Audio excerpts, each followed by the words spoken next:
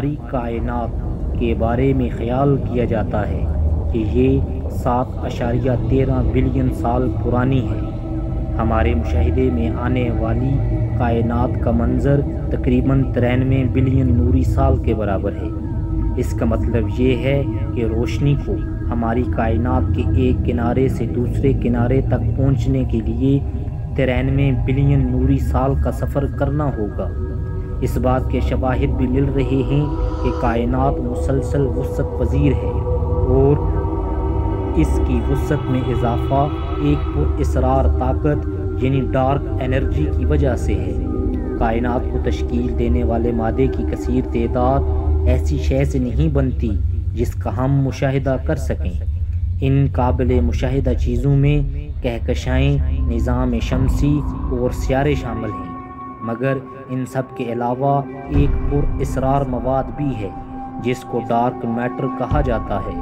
اس کا مشاہدہ ہمارے بس میں نہیں۔ ہماری کائنات میں 100 بلین کہکشائیں موجود ہیں، لیکن دلچسپ بات یہ ہے کہ ہمارے دماغ میں بھی نیورونز کی تعداد 100 بلین ہی ہے، مگر ہماری کائنات کے حوالے سے اس سے زیادہ پیچیدہ شے کائنات کے اندر کائنات ہے۔ ہر کہکشاں تقریباً اوسط 30,000 نوری سال کے قطر کی حامل ہے۔ ہماری کہکشاں یعنی ملکی وے کہکشاں کے اوسط سائز سے تھوڑی سی بڑی ہے اور اس کا قطر 1,00,000 نوری سال ہے۔ مختلف کہکشاؤں کے درمیان عمومی فاصلہ 3 بلین نوری سال کے برابر ہی رہتا ہے۔ ہماری کہکشاں سے قریب ترین کہکشاں کو اینڈرومیڈا گلیکسی کا نام دیا گیا ہے اور یہ ہماری کہکشاں سے 2.5 ملین نوری سال کے فاصلے پر واقع ہے۔ کائنات کے متعلق بات قابل ذکر یہ ہے کہ یہ بہت ہی لطیف انداز سے ہم آہنگ ہے۔ اگر اس میں کچھ فزیکل کانسٹنٹ مختلف نہ ہوتے تو زندگی یہاں اس طرح نہیں ہوتی جیسی ابھی ہم دیکھ رہے ہیں۔ خلائی جہاز وویجر 1 اور وویجر 2 گزشتہ 33 سالوں سے خلا میں سفر کر رہے ہیں اور جب بھی یہ سیاروں سے گزرتے ہیں تو تصویریں اور دوسری معلومات زمین پر بھیجتے ہیں۔ اس وقت یہ ہمارے سیارے سے ناقابل یقین 11 بلین اور 8 ملین میل کے فاصلے پر واقع ہیں۔ یہ انسانی ہاتھ کی بنائی ہوئی ایسی شے ہے جس نے خلا میں طویل ترین فاصلہ طے کیا ہے۔ وویجر 2 کو اگست 1977 میں خلا میں بھیجا گیا تھا۔ اس کے چند ہفتوں کے بعد وویجر 1 کو خلا میں بھیجا گیا۔ اس کو خلا میں بھیجنے سے قبل تاریخوں کا تعین بہت احتیاط سے کیا گیا تھا تاکہ عظیم گیسوں کے کرے یعنی مشتری، زحل، یورینس اور نیپچون کی انتہائی کامیاب طریقے سے خلائی جہاز فائدہ اٹھا سکے۔ جڑواں جہاز مشتری تک 1979 میں اور زحل تک 1980 میں پہنچے اور انہوں نے ان سیاروں اور ان کے چاندوں کی دم بخود کر دینے والی تصاویر ارسال کرنی شروع کر دیں۔ اس کے ساتھ ہی انہوں نے زحل کے پراسرار حلقوں کی تصاویر بھی بھیجی۔ زحل کے ان حلقوں کے بارے میں معلوم ہوا کہ یہ برف کے ذرات پر مشتمل ہیں اور اس میں سے بعض کی جسامت اتنی بڑی ہے جیسے کوئی گھر۔ علاوہ ازیں مشتری کے چاند پر 8 فعال آتش فشاں کا انکشاف بھی ہوا ہے۔ اس سے قبل یہ خیال کیا جاتا تھا کہ صرف زمین پر فعال آتش فشاں ہیں۔ زحل اور مشتری کی ثقلی قوت نے وویجر 2 کو مزید دور دھکیل دیا، جو 1986 میں یورینس اور 1989 میں نیپچون کے قریب سے گزرا۔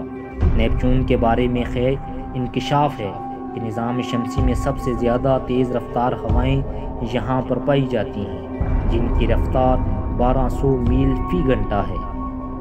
نیپچون کا ایک چاند جس کا درجہ حرارت -390 فارنہائٹ ہے، اس کی سطح سے نائٹروجن گیس کے چشمے پھوٹتے ہیں جو کہ یہاں کے برفیلے ماحول میں داخل ہو جاتے ہیں۔ مشتری کی طرح سیارہ نیپچون میں بھی عظیم سیاہ دبہ موجود ہے جو کہ بڑے طوفان کی وجہ سے وجود میں آیا۔ اس کی جسامت ہماری زمین کے برابر ہے۔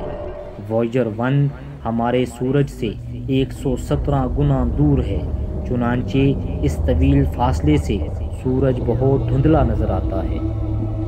ماہرین فلکیات کا خیال ہے کہ ہمارے نظام شمسی کی تشکیل سے کروڑ سال پہلے مریخ کے برابر ایک شے ہماری زمین سے ٹکرائی اور اس کے ایک حصے کو توڑ پھوڑ کر ملبے میں تبدیل کر دیا، جو بعد میں ایک دوسرے سے جڑ کر چاند کی شکل میں تبدیل ہو گئی۔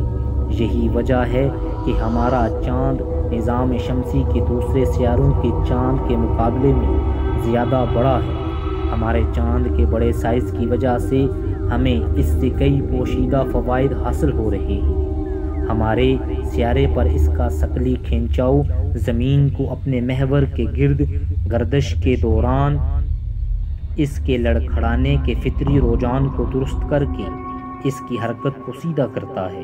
اگر اس لڑکھڑاہٹ کو قابو میں نہ کیا جاتا تو زمین پر یہاں کے موسموں میں ایسی ڈرامائی تبدیلیاں رونما ہوتی کہ یہاں زندگی جیسی آج نظر آ رہی ہے ایسی بالکل ہی نہ ہوتی، یا زندگی کا ارتقاء ہی نہ ہوا ہوتا۔ چاند پر پانی کے آثار۔ حال ہی میں چاند پر پانی کے آثار ملے ہیں۔ اس شاندار کام کا اعزاز اسپیس ریسرچ آرگنائزیشن انڈین اور ناسا کی مشترکہ کوششوں کو حاصل ہوا ہے۔ ناسا کے خلائی مشن اور انڈین خلائی مشن چندریان-1 کے حاصل کردہ معلومات سے چاند پر پانی کی موجودگی کے اثرات ملے ہیں۔ یہ پانی نہ تو سمندروں اور جھیلوں کی شکل میں ہے بلکہ یہ ہلالی قطبین پر موجود مٹی میں پایا جاتا ہے۔ حال ہی میں ناسا نے چاند پر ایک راکٹ تباہ کیا اور اس کے نتیجے میں باہر خارج ہونے والے مواد کا طبی مطالعہ کیا گیا۔ حیرت انگیز بات یہ سامنے آئی کہ اڑنے والے مواد میں پانی کی بڑی مقدار موجود تھی۔ باہر آنے والے ملبے میں 2.5% پانی تھا، جس سے اس بات کی نشاندہی ہوتی ہے کہ اس کے پوائنٹ آف امپیکٹ سے 10 کلومیٹر کے فاصلے پر پانی موجود ہے۔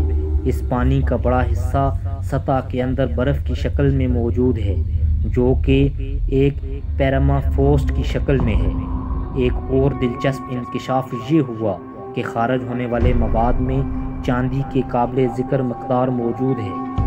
ہمارا چاند 54 ملین سال بوڑھا ہے اور یہ کہا جاتا ہے کہ زمین اور دوسرے فلکی اجسام کے عظیم ٹکراؤ کے بعد وجود میں آیا، جس کی وجہ سے زمین کی سطح پر چٹانی ملبہ آ کر گرا۔ ان میں سے بعض ملبہ زمین کے محور میں جا کر جمع ہو گیا اور ان سب نے مل کر چاند تشکیل دیا۔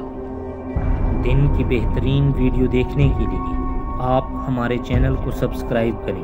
ہم روزانہ آپ کے لیے ایک نئے ٹاپک پر ایک نئی ویڈیو لاتے ہیں۔ اگر آپ کو آج کی ویڈیو پسند آئی تو ویڈیو کو لائک، شیئر اور چینل کو سبسکرائب کریں۔ آپ نے اپنا قیمتی وقت نکال کر ہماری ویڈیو دیکھی، ہم آپ کا بہت شکریہ ادا کرتے ہیں۔